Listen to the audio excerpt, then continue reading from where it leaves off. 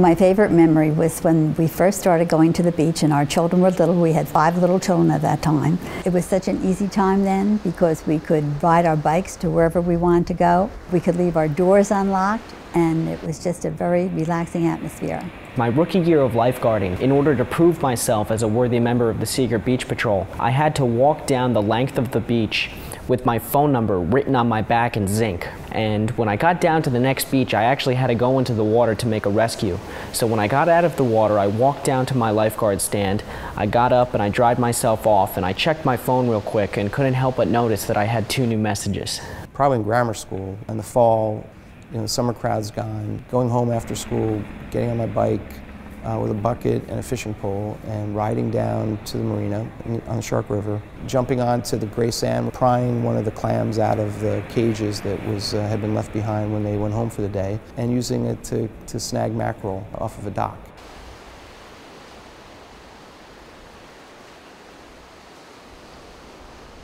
Certainly what made it the worst of any storm that I can remember is the way that it came on shore, that it made that left turn when it came up the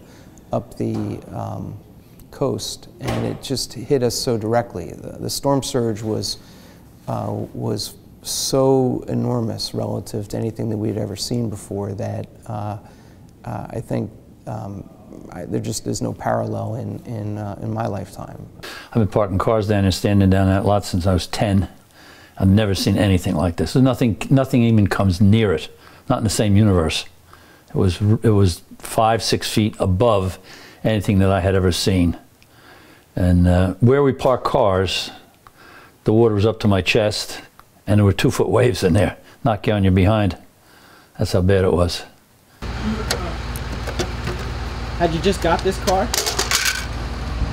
2,000 miles. Oh. All right, let me park it.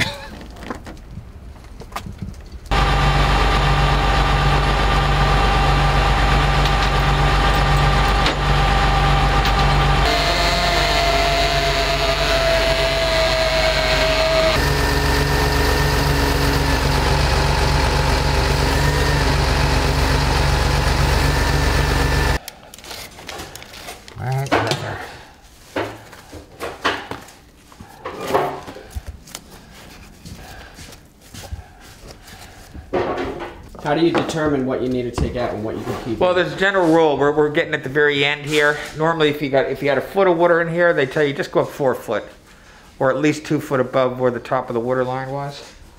We're kind of playing it by ear because it dries about a foot above, but then we try and get a foot above that. We're just finishing the day. We're just opening this up, but I'll probably come up here tomorrow, the next day, just to get it out. But I got to take all this shit apart, take it out. Do you have electricity in the house? Top floor only. Top floor only. Yeah, because all the wires are underneath. And they all got soaking wet, salt water, so they all got to be checked, and new wire nuts, and new boxes, and new outlets, and new switches, and whole new Sparky system. Yeah, come on over to the bar. We're gonna make this probably around 4:30 a.m. No, p.m. Yeah, about 3.5 hours before the scheduled high tide, around 8 o'clock, 8:15. The water got up to the door here, to the door sill, and started leaking in here real slow. Like, I went, and Kathy and I got a bucket, 5-gallon bucket. I got rags, and we're sopping the water up and wringing the rags out. Well, now the water starts coming up the glass, like filling up an aquarium, but we're inside the aquarium. And now it starts coming in over there, then it starts coming over there. Now we're like, do you ever see I Love Lucy when she's trying to wrap the chocolates and she's eating them, put them under her hat? Well, we try to do that with water. You can see the water line here. Water got up to here, outside the glass. Now it's getting dark. I didn't know the deck had floated up from below grade 2 steps down up to this height. That happened later on at the dead high. But still, it was coming in. We're gonna be all right. It's leaking, yeah, but it's, you know, it's a big crawl space.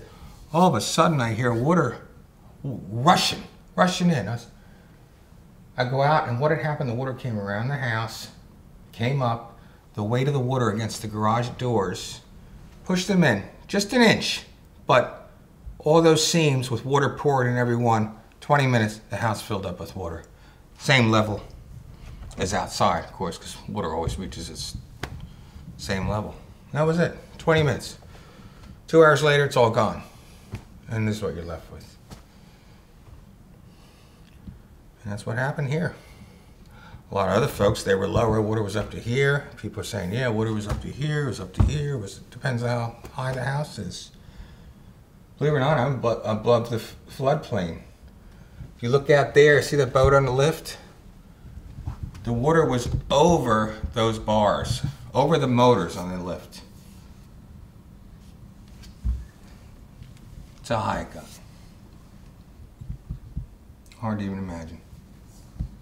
At any point where you're concerned about, you know, your life or your well-being, that something might happen to the house that would, you know, prevent you from being able to escape or anything like that? For me, no. Because I knew exactly when high tide was going to be, and when things got right at its worst, it was about 8 o'clock. I think high tide was 8:15. I guess in thinking, not taking into account a surge, which I guess in another land could have been 10 foot all at once, the water wasn't going to get much higher than it had, or I believe that. We went upstairs, and within 2 hours' time, the water was gone. There happens to be a mark on the bar, and it's a pink stripe. It was up to the bottom, just touching that. And then all of a sudden I started seeing white below it. So I knew the water was going out, so I wasn't worried that we had to get out to go anywhere. I don't know if we could have got out. I mean, you go out and stand in the street and look at the water line on the grass, on the neighbor's grass up on a hill, it's over your head. Because the street, I guess, goes down. Our driveway goes down, the water drains down to the street. I don't know, gonna swim? I wouldn't want to go out there. Maybe there's power lines in the water. So, in hindsight,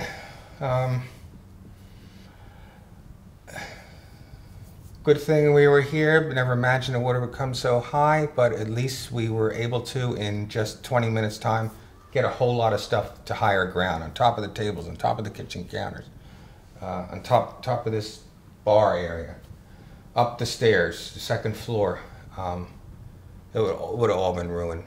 While Tom was trying to save what he could in his home in Brielle, he could never imagine what was also happening to his mother's home in Mantaloking, along with the rest of the Barrier Islands. This footage was taken the day after the storm throughout Bay Head and Mantaloking by Kyle Murray. I'd like to go back here, but there's clearly a gas line hissing, so I'm going to get the hell away from that.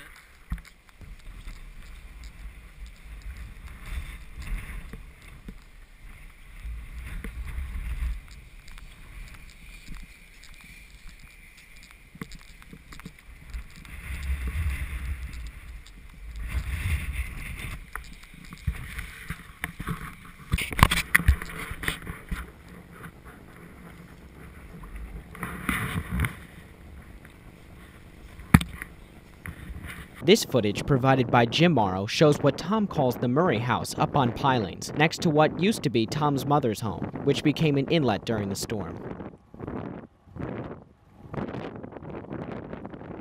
The curb right here. Garage would be right there, would have been right there. But that's the perspective of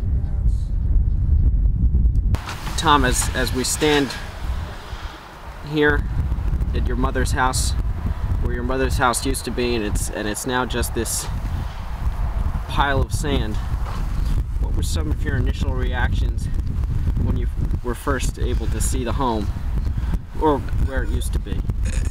Just absolute shock. You know, originally we had heard that the house was gone. That's what someone had called, sent a text. Yeah, I couldn't believe it. I was like, well, maybe they got the wrong location. Why did our house go? Then when I got down here and saw, I thought maybe it was just this house, but as you can see, everything got destroyed here.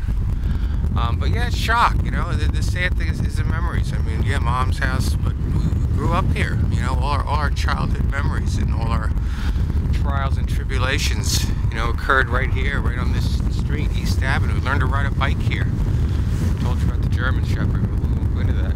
But yeah, it's just sad. I mean, even a new home and built better, and it just will never be the same. It just can't be. There is no definite answer as to why certain homes made it, while others were completely destroyed.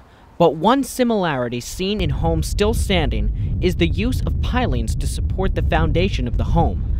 I was able to discuss the benefits of pilings with Tom and special counsel to the borough of Mantaloking, Chris Nelson. What struck me with this house, because I didn't know this, and also we used to call it the Nixon house, but then the Murray house and the Arch house, and we had all different names, but that too is on pilings. And that was one of the first homes, and somebody had the foresight then that, hey, here's what we got to do. And then I don't know if that got lost, that idea, but there it is. I mean, it's absolutely crazy. The shades are still drawn on. I mean, it's just, and then you look at the Thomas's house, you know, another gorgeous house. But that thing just got blasted off the foundation. I mean, that's parked right in the middle of the street. You know, the street goes right up to the dunes up there, and that house was over there. So, you know, a 3-story, very big structure, it's absolutely blasted right off its foundation. We're looking at the second and third story. The first floor is gone, and this was literally the ocean side. Now this was somebody's home right here? Yeah. There's a house here. Now where would this home go? Where is... It's in all those bits and pieces, and then it flew right through to the bay. It went that backyard. It was on the street. These photographs were taken by a security camera underneath the Mantaloking Bridge.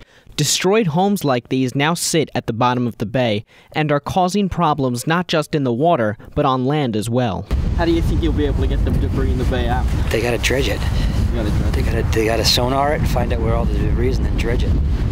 So, and I think the state's starting to realize the severity of that problem in the bay. Because, you know, we had 2 northeasters. This one came around from southeast afterwards and blew all the water back across. So, you know, like at my parents' house here on the bay, I've never seen water come over the deck except in the hurricane and a little bit in Irene, and it happened twice in the last 2 weeks. And those are just northeasters, you know. And this is a problem because of there's no drain coming from the bay. Well, I think it's a whole bunch of problems. One, there's no sewage system in town, so the rainwater just sits, and they're all clogged up around the bay. Number 2 is the debris and the sand in the bay is pretty bad. And then number 3, there's a lot of debris on the west side of the bay, and there's no place for the water to go and to drain out. This was somebody's home. This was their patio, their backyard.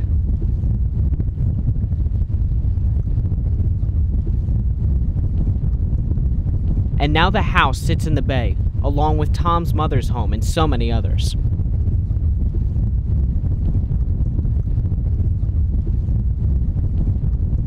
Are you still living here? No, nobody's in town. Oh, nobody's in town. There's no utilities at all. There's no electricity in any houses. There's no gas in any houses. This was another major breach here. So this house with the green shutters was right up there. It got pushed into this house. They pretty much wrecked it. Oh my God. So this was a big one. They pushed a lot of these homes into the bay because they got hit by other houses.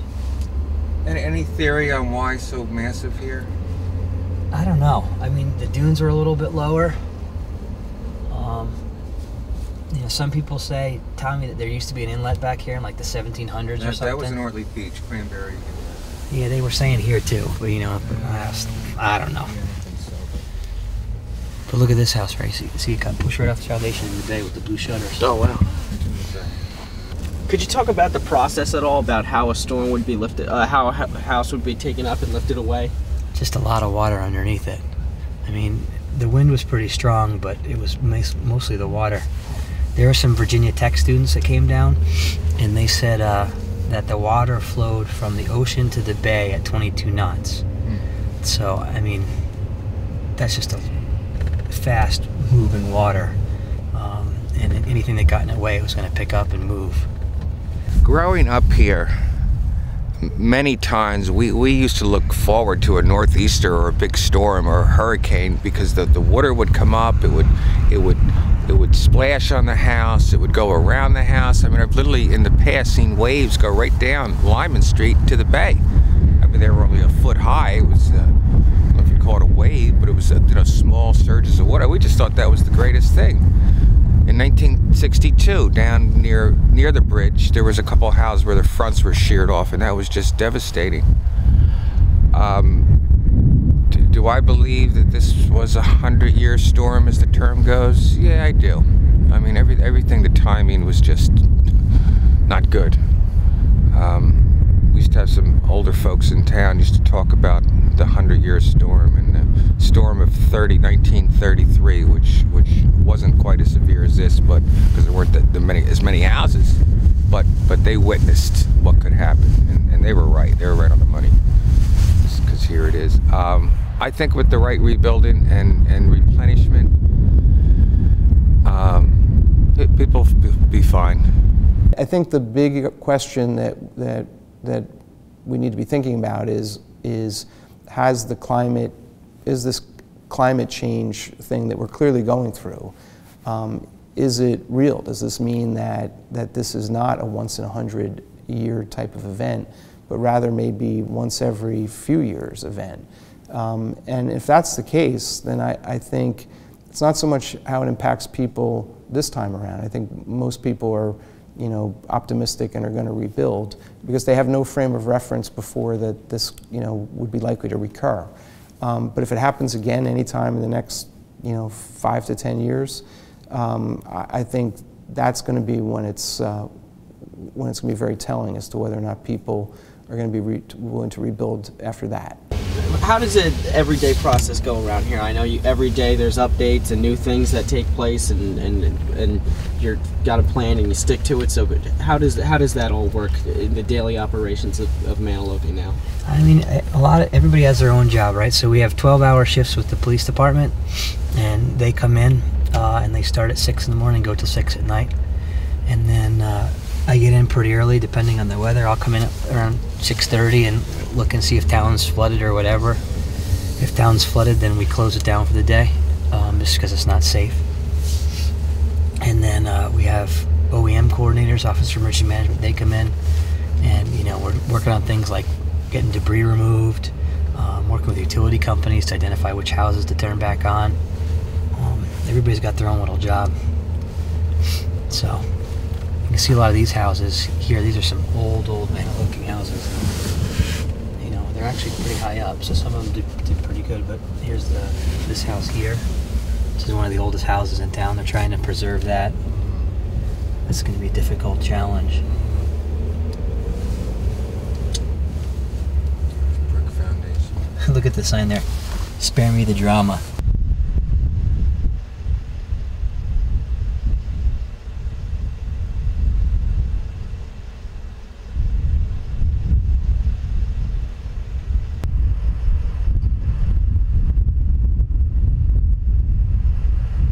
This isn't a cheap project here for anything that's going to happen. And a lot of these homes, as you can see, they're expensive because they're larger homes.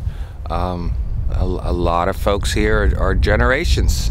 The houses were built in the 20s and 30s, and they got them from their grandparents and their parents, and hand-me-downs, and mortgages were paid off years ago, paid and burned years ago.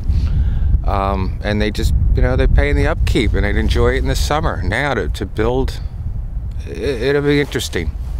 Yeah, there's going to be a lot of new folks probably coming into town, would be my guess.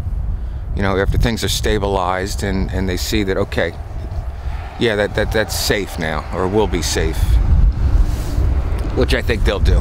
It's just going to take time. That's all. Time is in a couple years. And then this is Ed Wright's house, and he built that 35 years ago, and he's been in the New York Times, he's been in the Time magazine. Wine Spare. Yeah.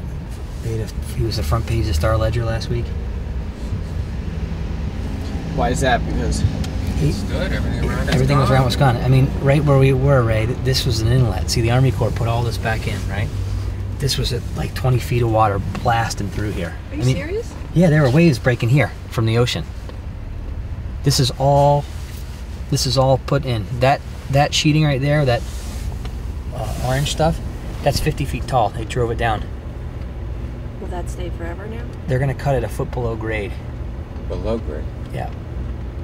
So it'll just keep everything from, I mean, Ed's house is probably the most protected house in town now. Yeah. I don't think you could stop this from happening. No. There's areas that you could probably stop, like where the Mantaloking Bridge goes over the bay and meets the ocean. They could build a wall, you know, like Seabright Wall and those kind of things.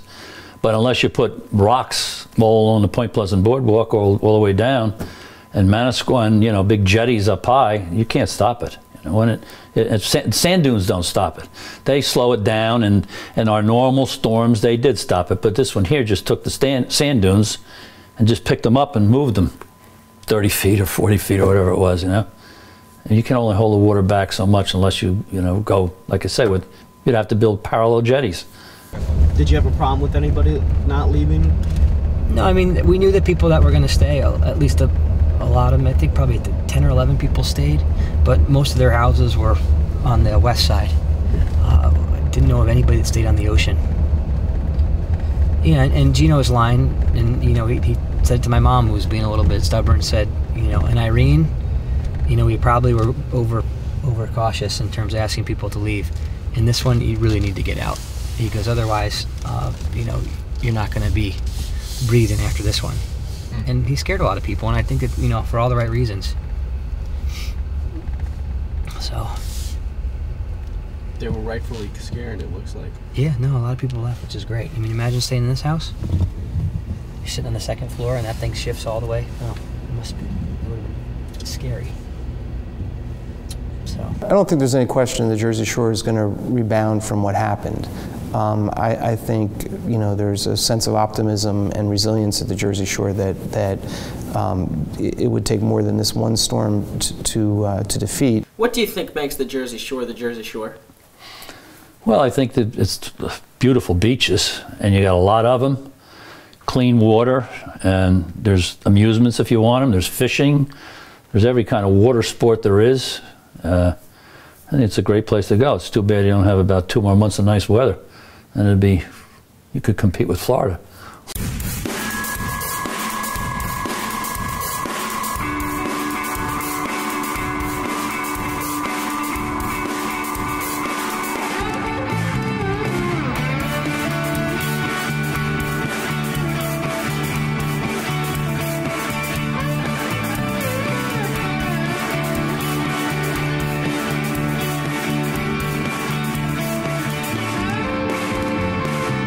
Shattered walls and shattered windows, flooded rooms and broken trees, left in the dark and cold by Sandy, shattered home where my heart used to be. If you see that girl called Sandy, let her know that I'm doing fine. I've been bruised but not been beaten. We'll rebuild, just give us time.